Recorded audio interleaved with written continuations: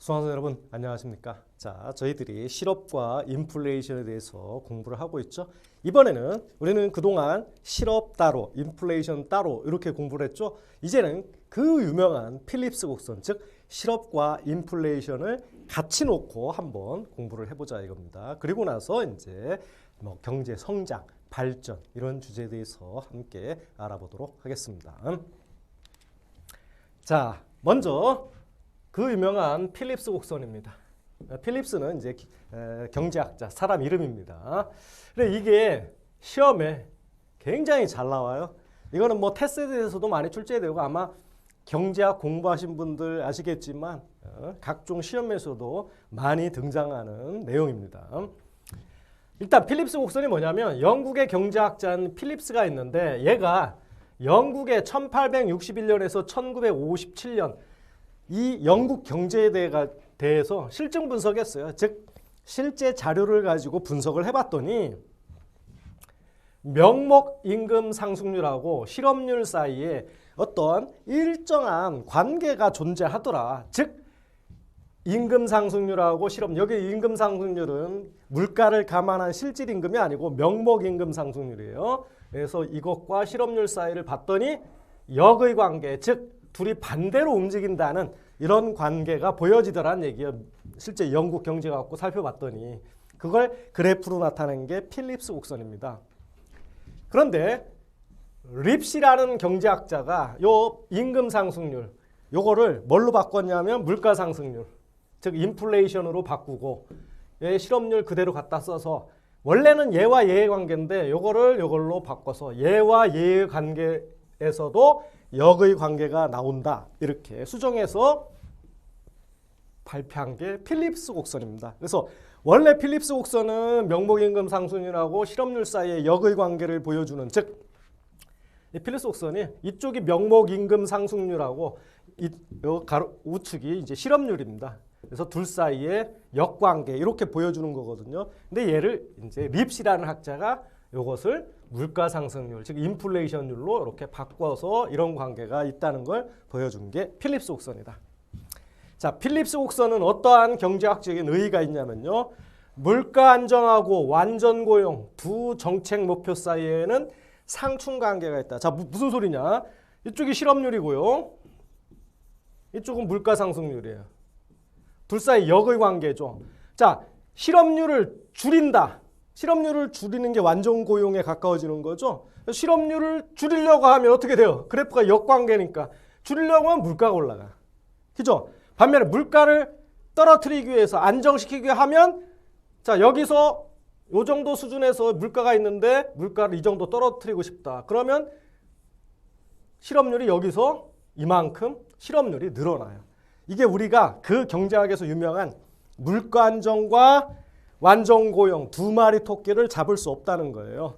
그래서 항상 우리가 뭐 대통령 선거를 하잖아요. 그때 그 대통령들이 요거 다 물가도 안정시키고 고용도 완전 고용에 가깝고 이렇게 하는 거는 경제학적으로는 이루어질 수가 없다. 그래서 그 정부를 이끌고 정책을 이끌고 나가는 리더들은 이 필립스 곡선 상의 어느 점을 선택할 수밖에 없어요. 물가는 어느 정도 감소하고 고용을 늘리는지 아니면 고용을 조금 손해보더라도 물가를 안정시킬지 이 정책 사이에서 가치 판단을 할 수밖에 없다. 그래서 두 목표에 대한 가치 판단에 의거해서 정책 결정자는 필립스 곡선 위에서 인플레이션율과 실업률 사이의 체적 결합을 선택할 수밖에 없다는 거. 그래서 물가 안정과 완전 고용은 동시 달성이 불가능하기 때문에 어느 한쪽을 달성하려면 다른 한쪽이 희생돼요. 역관계니까. 그래서 필립스 곡선의 특징 한번 살펴보겠습니다. 원점에 대해서 볼록하다. 여기가 원점이에요. 원점에 대해서 볼록하다는 건 그쪽을 향해서 이렇게 볼록한 모양을 갖고 있다는 거예요. 그래서 물가 상승률하고 실업률 사이의 역의 관계. 이런 곡선이 바로 필립스 곡선입니다. 이것은 케인즈 학파의 우상향하는 총곡곡곡선과 일맥상통한다. 그게 뭐냐면 케인즈 학파의 우상향 총곡곡선은 물가가 올라가면 국민소득이 증가하는 모양, 즉 총공급이 증가하는 모양이죠. 그래서 물가와 국민소득 간의 총공급 곡선은 이렇게 증가하는 모양입니다. 왜? 물가가 올라가면 실업률이 주니까, 실업률이 준다는 것은 국민소득이 늘어나는 거죠. 그죠? 네, 결국 요 관계와 요 관계가 일맥상통한다. 그래서 이쪽이 실업률이 아니고 국민소득일 경우에는 이게 역으로 움직이는 거니까 이렇게 반대로 하면 요 총공급곡선 이렇게 나오는 거죠. 자, 그 다음에 우리 앞에서도 인플레이션 쪽에 스태그플레이션 봤었죠. 스태그플레이션은 두 용어의 합성어라고 그랬죠. 경기 침체, 이게 스태그네이션입니다. 침체, 둔화 그런 뜻이에요. 정체. 그리고 요 인플레이션, 물가 상승이죠. 그래서 경기는 침체하는데 일반적으로 경기가 좋아야 물가가 안정적으로 이렇게 조금씩 올라가거든요. 근데 경기도 침체돼 있는데 그래서 경기 침체니까 실업률이 높죠. 그럼에도 불구하고 물가는 뛰어. 이렇게 완전히 나쁜 상황이죠. 요게 동시에 나타나는 걸 스태그플레이션이라고 합니다. 이때 1960년대 후반에 이후에 그 이후에 이런 현상이 많이 발생을 했어요. 그래서 이걸 필립스 곡선 갖고 설명하면 스태그플레이션이 발생한다는 것은 필립스 곡선의 우측 이동이나 우상향 이동을 의미한다. 보세요. 여기 실업률과 물가 상승률 간의 역관계를 이렇게 필립스 곡선이 있는데 얘가 이쪽으로 이동하면 어떤 현상이 생겨요? 실업률이 똑같은 상황에서 물가도 올라가고 물가가 일정하면 실업률이 증가하고 그래서 다 늘어나죠. 즉 물가는 올라가면서 예를 들면 여기서 이쪽으로 이동하면 어떻게 돼요? 물가 올라가고 실업률도 증가하잖아요. 다. 그죠? 그래서 이렇게 필립스 곡선의 우측 이동 또는 우상향 이동하는 걸 바로 그게 스태그플레이션이라는 거예요. 그래서 요거를 설명하는 게 스태그플레이션이다. 그래서 이런 문장도 가끔 시험에 등장합니다. 스태그플레이션은 필립스 곡선의 좌측 이동이다. 아닙니다. 우측 이동이에요. 우상향. 그래서 스태그플레이션은 물가와 실업의 비례적 관계. 그게 바로 물가도 올라가고 경기도 침체하고 같이 일어나는 게 스태그플레이션이니까 그걸 요 필립스 곡선은 반대로 보여주는 거잖아요. 역관계. 그래서 이런 것들을 바로 스태그플레이션을 한다. 필립스 곡선의 안정성에 대해 그래서 의문이 제기된다. 왜? 원래는 이렇게 물가와 실업률 사이에 경기 침체 사이에는 이렇게 반대로 움직여야 되는데 그게 필립스 곡선 아닙니까? 근데 이게 발생을 한 거예요. 경제에서. 얘가 발생을 하다 보니까 이거 뭐야? 얘와 얘는 같이 또 움직이네 해가지고 이거 맞아? 해가지고 이런 거에 필립스 곡선에 이게 맞냐라는 의문이 제기됐다.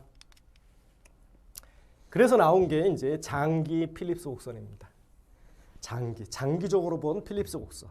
그래서 우리가 본 립시가 말한 이런 전통적인 필립스 곡선은 주어진 일정한 예상 인플레이션율에서의 단기 필립스 곡선인데 우리가 지금까지 본 것은 이제 어느 정도의 물가가 올라갈 것 같다라는 그런 상황에서의 단기적으로 본 필립스 곡선인데 이러한 예상된 인플레이션이 변화해서 예상 또는 기대가 첨가된 이 부가가 됐다는 게 그 예상이 첨가된 필립스 곡선이 있는데 이 필립스 곡선은 이제 가만히 있지 않고 움직인다는 거예요. 예상이 들어가면.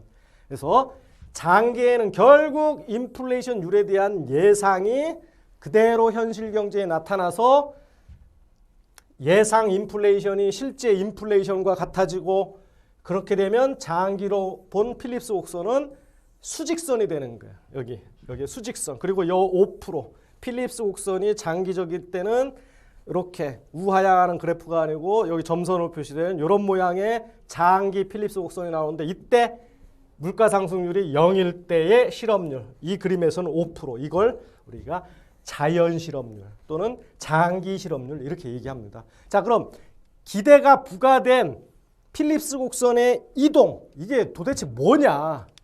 요거 먼저 기대에 대해서 한번 살펴보고 그 필립스 곡선을 한번 나중에 설명드리겠습니다. 우리 경제학에서는요. 기대, 예상 이런 것들을 크게 세 가지 종류로 나눠요.